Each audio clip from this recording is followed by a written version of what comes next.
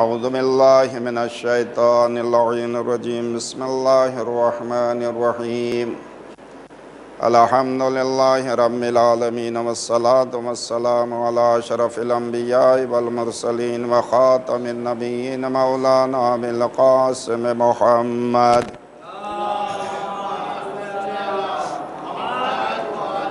وعلى أهل بيته الطيبين الطاهرين المعصومين المظلومين الذين أذهب الله عنهم الرجس وطهرهم تطهيرا.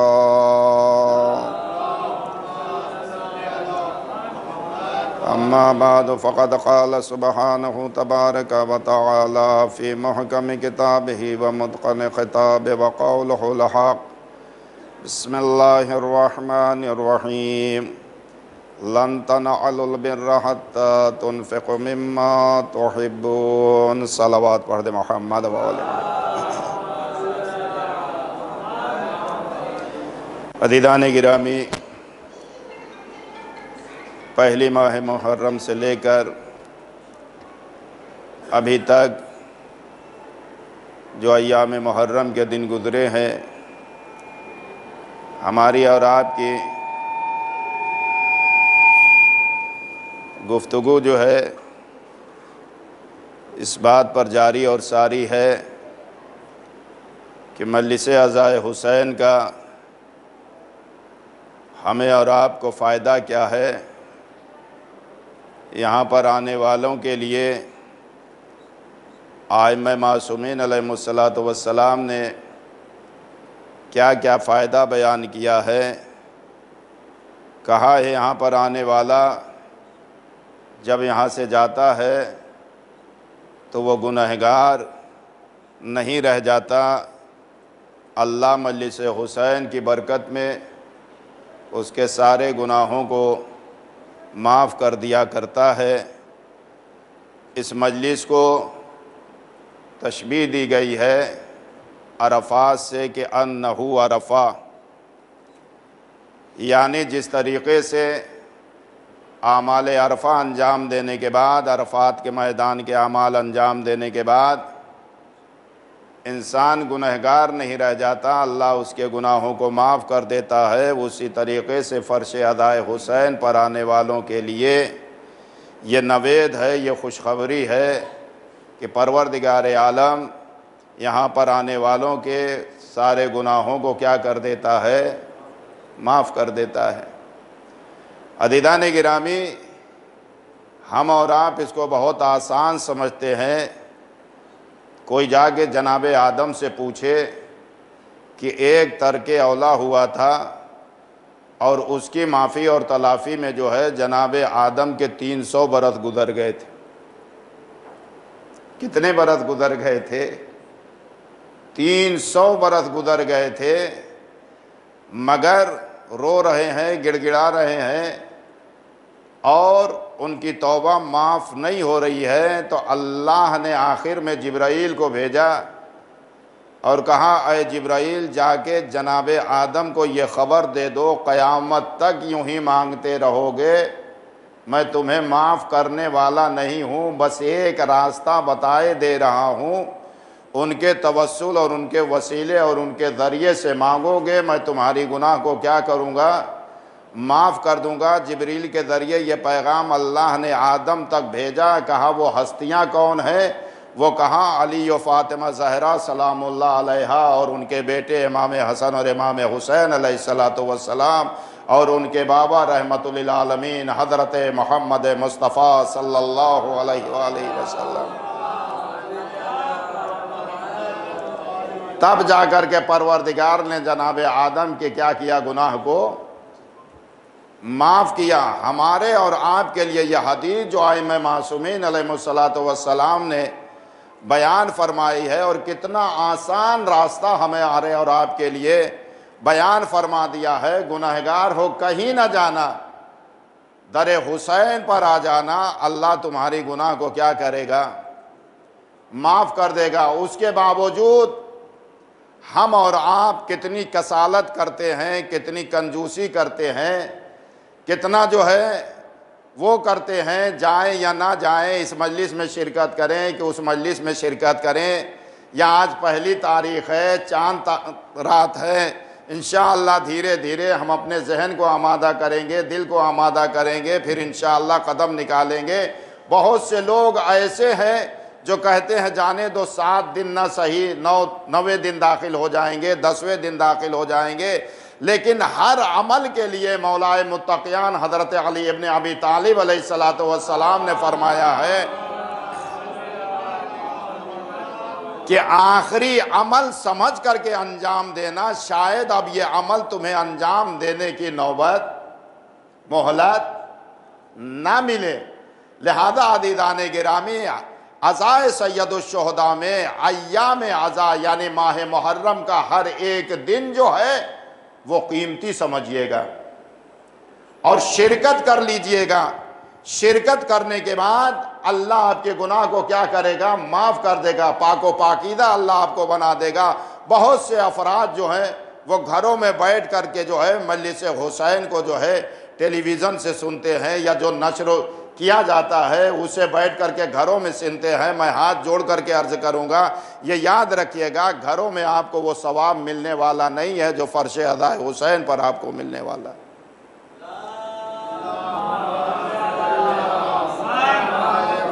یہ ان لوگوں کے لیے بنایا گیا ہے کہ جو بیچارے معزول ہیں، مجبور ہیں، اپاہج ہیں، کمزور ہیں، نحیف ہیں، ناتواں ہیں، جا نہیں سکتے، اٹھ نہیں سکتے، بیٹھ نہیں سکتے، وہ بیچارے کیوں محروم رہیں؟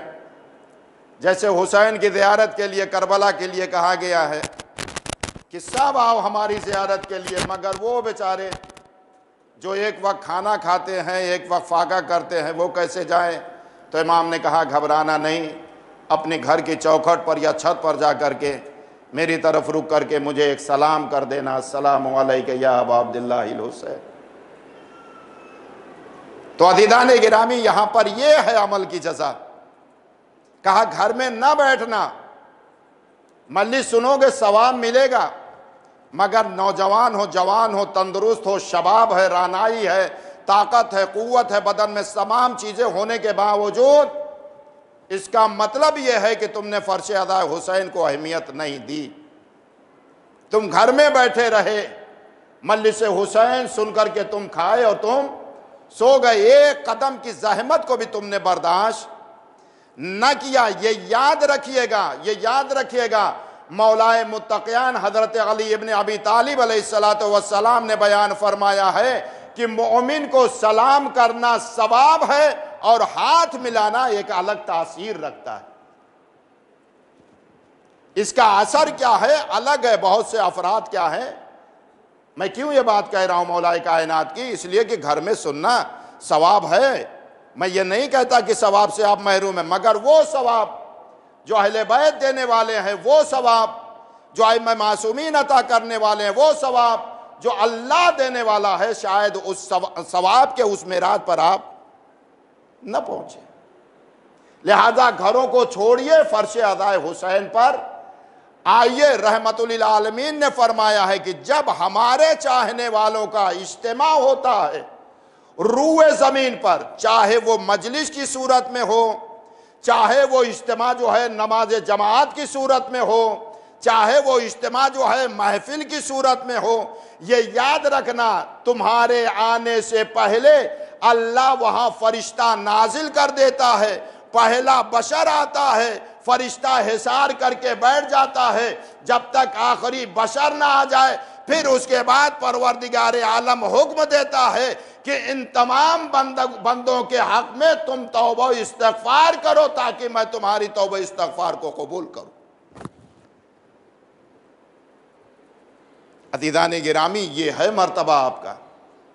یہ الگ بات ہے کہ ہم اس چیز کو اور اس فضل و کرم الہی یا اہل بیت اطہار علیہ السلام کے فضل کو اپنی ناقص عقل کی بنیاد پر نہ سمجھ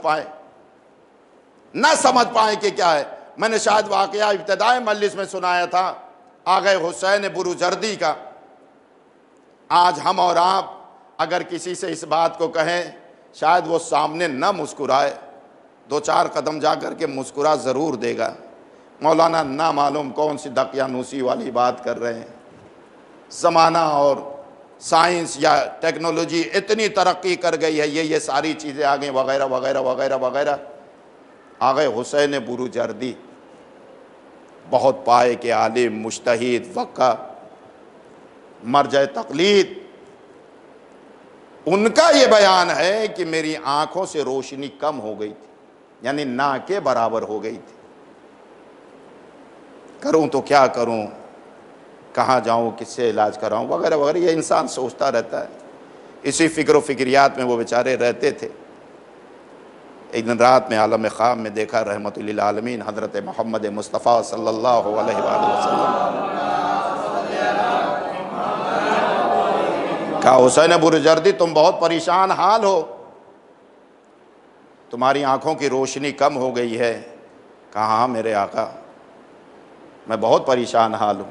کہا گھبراؤ نہیں، ایام ازاں ہے، کل تمہاری گلی سے جو دستہ حسین کا انجمن یعنی جو جلوس نکلتا ہے، سوچئے آپ، یہ نہیں کہا کہ جو علم جا رہا ہے اس کے پھریرے کو آنکھ میں لگا لینا، جو تابوت جا رہا ہے اس کے گلاب کی پنکھڑی کو تم جو ہے آنکھ میں لگا لینا، یا جو ذوالجناح جا رہا ہے اس پر جو چیزیں تبرکن لگائی جاتی ہیں اسے جا کر کے اپنی آنکھوں میں لگا لینا۔ رحمت للعالمین نے کیا فرمایا؟ یہ خود آگے حسین بروجردی فرما رہے ہیں۔ کیا فرمایا معلوم ہے؟ کہا صبح سویرے جو دستہ تمہارے کوچے سے انجمن ماتم حسین کا جو ہے وہ نکلے، اس انجمن کی خاک پاک کو لے لینا اور آنکھوں میں لگا لینا، اللہ تمہارے آنکھ کے نور کو کیا کرے گا؟ واپس کر دے گا۔ اور یہ یاد رکھیے گا، یہ بروجردی صاحب نے یہ بیان کیا شاید اس زمانے سے یا اس سے پہلے سے بھی۔ حسین کی عزاداری میں بالخصوص شب عاشور اور روز عاشور، وہاں ایران اور عراق کے عزاداروں کا یہ طریقہ ہے، یہ اصول ہے، یہ قانون ہے، یہ وتیرہ، کہ وہ شب عاشور سے لے کر غروب روز عاشور تک جب گھروں سے نکلتے ہیں تو خاک اڑاتے ہوئے نکلتے ہیں، اور جو بھوسا ہم لوگ بولتے ہیں نا وہ بھی ان کے ہاتھوں میں رہتا، اس کو بھی اڑاتے ہیں۔ یہ کوئی بھی عمل ان کا حکمت سے خالی نہیں، ہم دیکھتے ہیں لیکن یہ سوچتے ہیں کہ نہ معلوم یہ کون سی عزاداری ہے، مگر حقیقت کبھی پوچھئے تو وہ بتائیں گے کہ اس کی حقیقت کیا ہے۔ وہ خاک اس لیے اڑاتے ہیں کہ سڑکوں پر لوگ جاتے ہیں، ابھی بھی وہاں کے لوگ مومنین و مومنات جب دستہ گزر جاتا ہے تو وہاں خاک کو اٹھاتے ہیں، اپنے پاس رکھتے ہیں تبرکان، کہ کل ہمارے کسی اس میں جو ہے کام آئے۔ اس طریقے سے عرب میں بھی آپ جا کر کے دیکھیے، روز عاشور جو ہے خواتین یا مرد حضرات جتنے بھی ہیں وہ اپنے رخسار پہ، سر پہ، اپنے سینے پر جو ہے، اپنے لباس پر جو ہے وہ کیا ملے رہتے ہیں؟ مٹی یا خاک کو ملے رہتے ہیں یا نہیں ملے رہتے؟ تو مراد یہ ہے کہ ہمارا یقین اس پائے پر ہونا چاہیے، ہم سنیں اور اسے اگنور کر جائیں، یا اس چیز کو سننے کے بعد یہ سمجھیں کہ یہ بیانات خطبہ یا ذاکرین کے یہ اقوال ایسے ہی ہم تک پہنچتے، نہیں، ہمیں کیا ضرورت ہے یہ بیان کرنے کی؟ خطبہ یا مقررین کو کیا ضرورت؟ یا ائمہ معصومین نے پہنچائی ہے بات، کہا ان سے کہہ دو جو ہماری محافل، ہماری مجالس میں تشریف لاتے، ان تک یہ میسج پہنچا دو، آنے والے تم دست خالی نہیں جاتے۔ اور یہ اصول اور قانون بھی ہے، جب کوئی مدعو کرتا ہے، بلاتا ہے اپنے گھر میں، تو جانے والے کو ہدیہ اور تحفہ دیتا ہے۔ اہل بیت یوں ہی رخصت نہیں کرتے، ایمان و یقین کے ساتھ جب یہاں آئیے تو یہ سوچ کے آئیے کہ ہم کس مقام پہ جا رہے ہیں، کس جگہ پہ جا رہے ہیں، کس معراج پہ جا رہے ہیں۔ یہ فرش عزائے حسین ہمیں کس معراج پر لے جا کر کے چھوڑے گا، ہمیں اور آپ کو اس کا اندازہ نہیں ہے۔ 8ویں امام کی حدیث میں پھر تکرارن کہوں گا کہ امام نے فرمایا ہماری محبت تمہیں مرنے کے بعد کئی مقامات پہ کام آئے گی، جس میں 7 کی تعداد بیان کی گئی، تب تمہیں سمجھ میں آئے گا کہ اہل بیت کی محبت کیا تھی۔ لہذا عزیزان گرامی، گھروں میں مجلس نہ سنیے، امام بارگاہوں میں جائیے، گھروں میں نہ رہیے، جلوسوں میں شرکت کیجیے۔ آپ نہیں جائیں گے تو کون جائے گا؟ غیر لوگ جائیں گے۔ آپ تو صاحب ایمان ہیں نا، آپ علی کو مانتے ہیں، زہرا کو مانتے ہیں، حسین کو مانتے ہیں، کعبے کا احترام کرتے ہیں، کربلا کا احترام کرتے ہیں، نجف کا احترام کرتے ہیں۔ آپ نہیں جائیں گے تو کون جائے گا؟ آیا آپ اپنے دنیاوی امور کے لیے واجبات سمجھ کر کے شادیوں میں دو بچوں کا سہارا لے کر کے شرکت کرتے یا نہیں کرتے؟ اگر ہم نہیں جائیں گے فیملی ناراض ہو جائے گی، ہم نہیں جائیں گے ہمارا داماد روٹھ جائے گا، ہم نہیں جائیں گے ہماری بچی ناراض ہو جائے گی۔ تو جب اتنی صلاحیت، اتنی قوت آپ نے اپنے اندر محسوس کیا تو اپنے آپ کو آپ نے آمادہ کیا یا نہیں کیا؟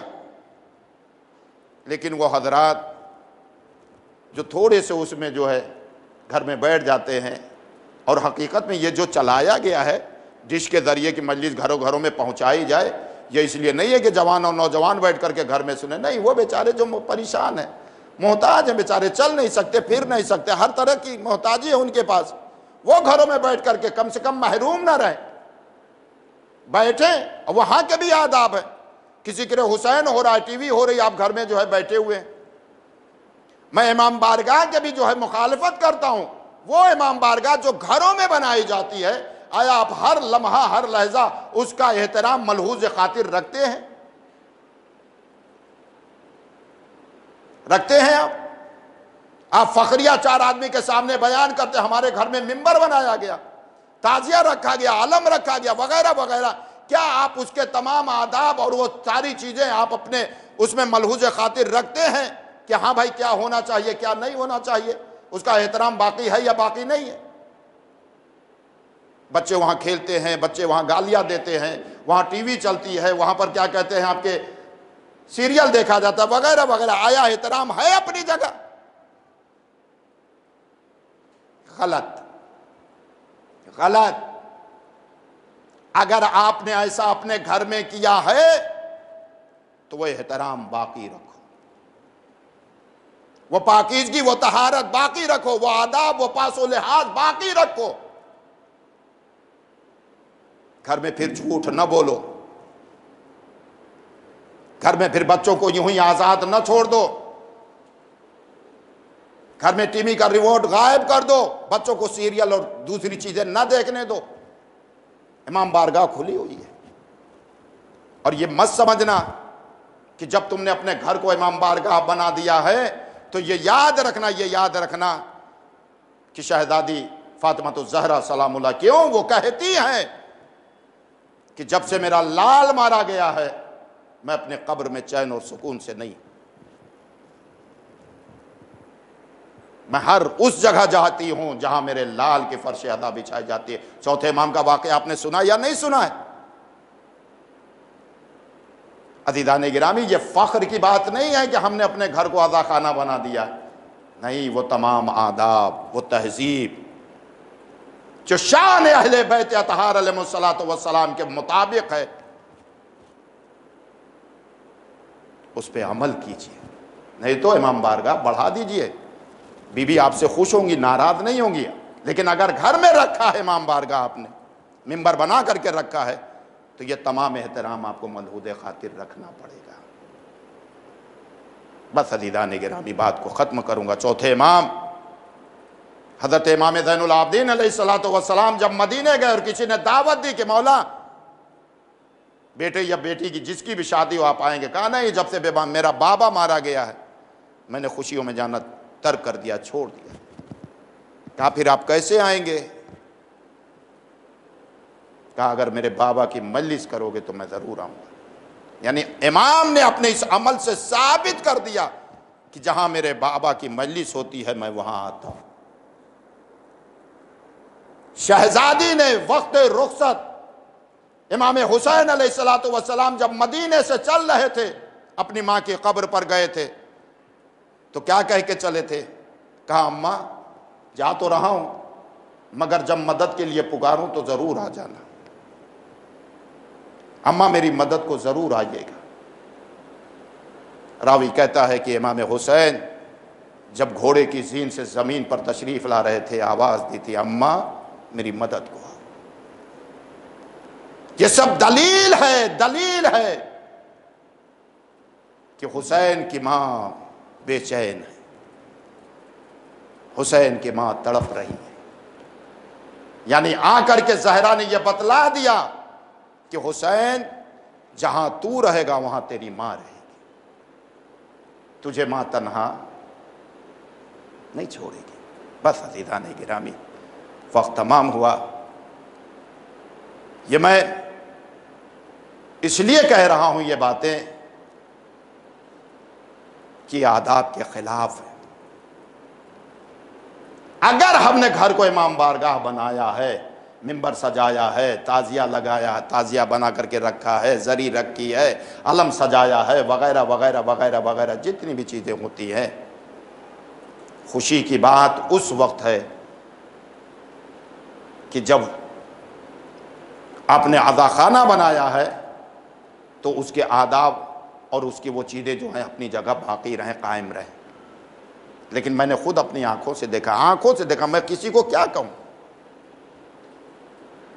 پالا گلی میں کوئی گھر ایسا نہیں ہے جہاں امام بارگاہ یعنی ممبر نہ بنایا گیا. میں نے خود دیکھا ممبر ہے، کھلا ہوا ہے، سیریل چل رہا ہے. آپ بتائیے ذرا دل پہ ہاتھ رکھ کر کے بتائیے،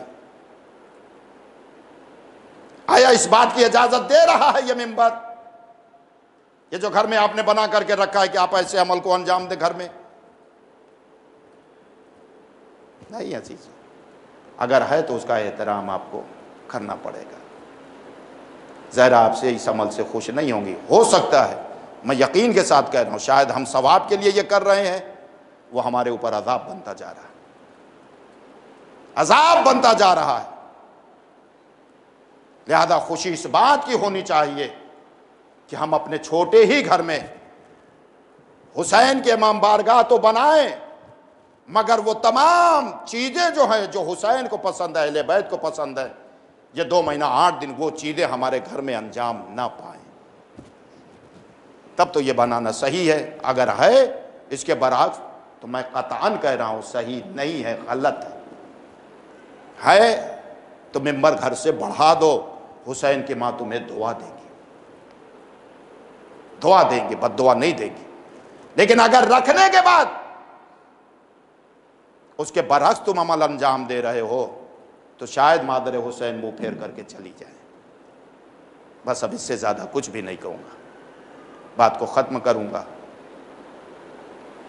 تو میں نے یہ بات عرض کی کہ گھروں میں نہ بیٹھیے، امام بارگاہوں میں جائیے.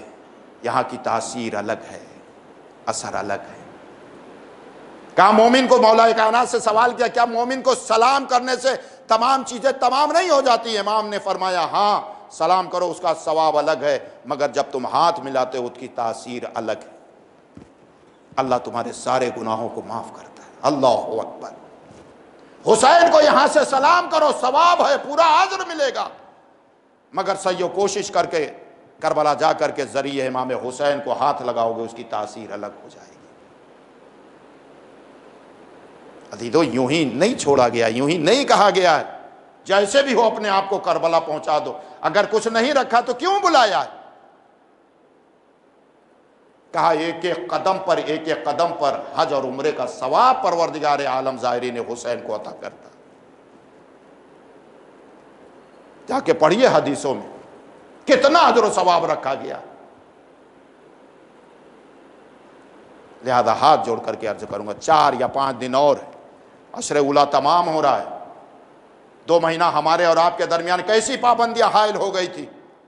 کوئی گھر سے نکلے گا نہیں، مجلس جائے گا نہیں، امام بارگاہ میں تالے لگے ہوئے ہیں، ہر جگہ مجلسوں پہ پابندی تھی. کیسے مومنین و مومنات تڑپ رہے تھے مولا یہ وبا، یہ بیماری کو دور کر دے، وغیرہ وغیرہ. کس طریقے سے میں نے محرم شروع ہوتے ہی یہ خبر دی تھی کہ اب کی بہت جوش و ولولے کے ساتھ جو ہے حسین کے عزادار حسین کا محرم منائیں گے، غم منائیں گے. مگر کل کا حادثہ سنا میں نے، بمبئی میں ہوا. زینبیہ میں 2 انجمنیں آپس میں لڑ گئی. واہ، یہ درس ہے. آپس میں تم نے سمجھا ہی نہیں حسین کو، کیوں مجلس کر رہے، کیوں ماتم کر رہے، کیوں جلوس نکال رہے؟ بس ایک جملہ کہوں گا عزیزان گرامی، یہ محرم کے 10 دن جسے ہم اور آپ عشرہ اولیٰ کہتے ہیں، 9 دنوں تک امام بارگاہوں میں بلا کر جوان اور جوانوں کو جو ہے حسین کا میسج اور پیغام پہنچا کر انسانیت کی ایک شکل و صورت کو تشکیل دیا جاتا ہے، اور 10 محرم کو خیابان سڑکوں پر حسین کا جلوس نکال کر کے دنیا کو بتایا جاتا ہے یہ حسینی ہے۔ یہ ہم اور آپ 10 محرم کو میسج دینے جاتے ہیں سڑکوں پر غیر مذہب والوں کو، یہ حسین۔ بتائیے، آپ لڑیں گے، آپ جھگڑیں گے، کون آئے گا آپ کے قریب؟ کون آپ کی ہاں میں ہاں کرے گا؟ کون آپ کی بات مانے گا؟ کون آپ کے رہبر کو تسلیم کرے گا؟ کون آپ کے دین کو مانے گا؟ یہ مجلس حسین دین کی تبلیغ کا ایک بہترین ذریعہ اور وسیلہ قرار دیا گیا۔ لہذا ہاتھ جوڑ کر کے عرض کروں گا، ایسا نہ کہ آج پاکستان میں یا دوسری جگہوں پہ کس طریقے سے عزاداری کو جو ہے فروغ دیا جا رہا ہو، کس شدت اور اس کے ساتھ جو ہے عزاداری سید الشہداء کو برپا کیا جا رہا ہے۔ کیوں وہاں جوش و ولولہ نوجوان اور جوانوں اور بزرگوں میں بہت زیادہ پایا جاتا ہے؟ وہی چیز جو کربلا میں تھی۔ حبیب ابن مظاہر 75 اور 80 برس کے تھے، مگر جب کربلا کے میدان میں وارد ہوئے تو کہنے والوں نے کہا ایسے لگ رہے تھے جیسے 30 برس کا جوان جا رہا ہو۔ کیوں؟ ان لوگوں کے سروں پہ ہمیشہ تلوار لٹکی رہتی ہے۔ گھر سے جب امام بارگاہوں میں جاتے ہیں تو الوداع کہہ کے جاتے ہیں، رخصت ہو کر کے جاتے ہیں، لوٹے تو ملیں گے، نہیں ملے تو خدا حافظ۔ آج خدا نخواستہ ہمارے ہیں یہ ساری نوبتیں نہیں، پھر بھی ہم آپس میں اختلاف و انتشار رکھیں، یہ اچھی چیز نہیں ہے۔ ایک صلوات پڑھے محمد والے محمد۔ بس عزیزان گرامی، 2 جملے مصائب کے۔ حسین مظلوم وارد میدان کربلا ہو چکے ہیں۔ روایت میں یہ ملتا ہے کہ ایک مقام پر پہنچنے کے بعد زہرا کے لال نے 12 علم بنائے، حکم دیا، 11 علم برداروں کو دے دیا تھا، ایک علم رکھا ہوا، ہر ایک آ کر کے پوچھتا تھا یہ علم کسے دیں گے آقا؟ کہا گھبراؤ نہیں، ان قریب اس کا اٹھانے والا آنے والا ہے۔ اے میرے عزیزو، اے میرے دوستو، امام غریب نے اپنے بچپن کے دوست حبیب ابن مظاہر کو ایک خط لکھا، اور خط میں لکھا کہ حبیب جتنی جلدی ہو سکے اپنے دوست کی مدد کے لیے کربلا پہنچ جاؤ۔ روایت یہ کہتی ہے کہ وہ نامہ، وہ خط جو ہے حبیب ابن مظاہر کو اس وقت ملا جب وہ اپنی زوجہ محترمہ کے ساتھ بیٹھے ہوئے کھانا کھا رہے تھے، کہ ایک مرتبہ حبیب ابن مظاہر کے گلے میں لقمہ گلوگیر ہوا۔ حبیب سمجھ گئے کہ کوئی قاصد آنے والا ہے، اتنے میں کسی نے دق الباب کیا۔ حبیب نے دروازہ کھولا، کیا دیکھا؟ ایک شخص کھڑا ہے، قاصد ہے۔ پوچھا تو کون ہے؟ کہا میں قاصد ہوں۔ کہا کس کا قاصد ہے؟ کہا فرزند زہرا نے مجھے بھیجا ہے۔ اور اپنی جیب سے جو ہے ایک نامہ نکالا، حبیب کے حوالے کیا۔ حبیب نے اس خط کو دیکھا، آنکھوں سے لگایا، چوما، اور آنکھوں میں آنسو آ گئے۔ اضطراب حبیب کا بڑھنے لگا۔ جب حبیب کی زوجہ نے اپنے حبیب کی یہ کیفیت کو دیکھا، بے ساختہ پوچھ بیٹھی، حبیب آخر کس کا خط آیا ہے؟ تمہاری حالت غیر کیوں ہو رہی ہے؟ تمہاری آنکھوں میں آنسو کیوں ہے؟ میرے عزیزو، میرے دوستو، حبیب نے عجیب جملہ کہا، اے میری شریک حیات، کسی اور کا نامہ نہیں ہے، بلکہ فرزند زہرا نے مجھے اپنی مدد کے لیے بلایا ہے۔ اے میرے عزیزو، پھر اس کے بعد وہ زن مومنہ خاموش نہیں رہتی، کہتی حبیب پھر تاخیر کیوں ہے؟ کیا سوچ رہے ہو؟ حبیب اپنے خیال سے الگ سوچ رہے تھے۔ کہا ایسا نہ ہو کہ یہ خبر عام ہو جائے اور کوئی ابن زیاد تک خبر پہنچا دے اور میں حسین مظلوم کی مدد کو نہ پہنچ سکوں۔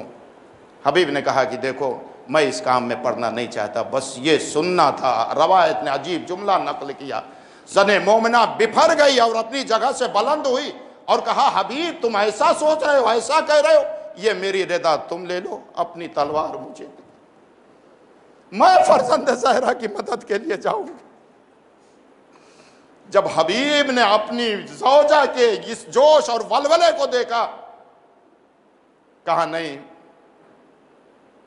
میں فرزند زہرا کی مدد کے لیے ضرور جاؤں گا، مگر میں نے اس لیے کہا تھا کہ یہ خبر عام نہ ہونے دینا، کوئی ابن زیاد تک خبر نہ پہنچا دے۔ کہا نہیں حبیب جاؤ، تم جتنی جلدی ہو سکے فرزند زہرا کی خدمت میں پہنچ جاؤ، کہیں ایسا نہ ہو تمہارے جانے میں تاخیر ہو جائے اور فرزند زہرا پہ کوئی مصیبت آن پڑے۔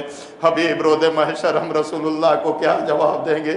فاطمۃ الزہرا سلام اللہ علیہا کو کیا جواب دیں گے؟ یہ کہنے کے بعد زن مومنہ کہتی ہے حبیب تم جا رہے ہو، جاؤ خدا حافظ، لیکن جب خدمت فرزند زہرا میں پہنچنا، اس کنیز کا سلام کہنا اور کہنا اے فرزند زہرا، اے نواسہ رسول، ارے ہمیں معاف کرنا، اگر جو ہے عورتوں پر جو ہے جہاد واجب ہوتا تو میں بھی آپ کے سامنے، میں بھی آپ کے لیے مدد کے لیے وہاں آ جاتی۔ لیجئے میرے عزیزوں، میرے دوستو، جب حبیب نے اپنی زوجہ کو آزما لیا تو ایک جملہ کہہ کر کے رخصت ہوئے، کہا میں جا تو رہا ہوں مگر خیال تمہارا بار بار آئے گا، میرے بعد تمہارا پرسان حال کون ہوگا؟ زن مومنہ کہتی حبیب چلے جاؤ، میں فاقہ کر کے زندگی گزار لوں گی، میں خاک پھانک کر کے زندگی گزار لوں گی، حبیب جاؤ خدا حافظ۔ لیجئے حبیب نے گھوڑے کی لگام کو جو ہے غلام کے ہاتھ میں دی، کہا فلاں مقام پر جا کر کے کھڑے ہو جاؤ، میرا انتظار کرو، میں جلدی پہنچ رہا ہوں۔ عزیزان گرامی غلام وہاں پہنچا لیکن حبیب کے آنے میں تاخیر ہوئی۔ روایت نے عجیب جملہ کہا، ایک مرتبہ غلام نے گھوڑے کا چہرہ دیکھا اور دیکھنے کے بعد کہا صبر کر صبر کر، تیرا مالک آنے میں دیر کی تو میں خود سوار ہو کر کے حسین مظلوم کی مدد کے لیے پہنچوں گا۔ روایت کہتی ہے کہ غلام یہ جملہ کہہ رہا تھا، حبیب پہنچ گئے، اس کی پشت جیسے ہی یہ جملہ سنا، کربلا کا رخ کر کے آواز دی ہے فرزند زہرا آپ پر کون سی مصیبت آنے والی ہے؟ غلام بھی آپ کی مدد کے لیے تمنا کر رہے ہیں، بس یہ سننا تھا کہ ایک مرتبہ غلام سے حبیب نے کہا جاؤ میں نے تمہیں آزاد کیا۔ غلام نے حبیب کے قدموں کو پکڑ لیا، اے حبیب اب جا رہے ہو فرزند زہرا کی خدمت میں، جنت میں جا رہے ہو تو مجھے آزاد کیے جا رہے ہو، حبیب میں بھی تمہارے ساتھ چلوں گا۔ لیجئے میرے عزیزوں، میرے دوستو، حبیب سوار ہوئے، تیزی کے ساتھ کربلا کی طرف جا رہے ہیں۔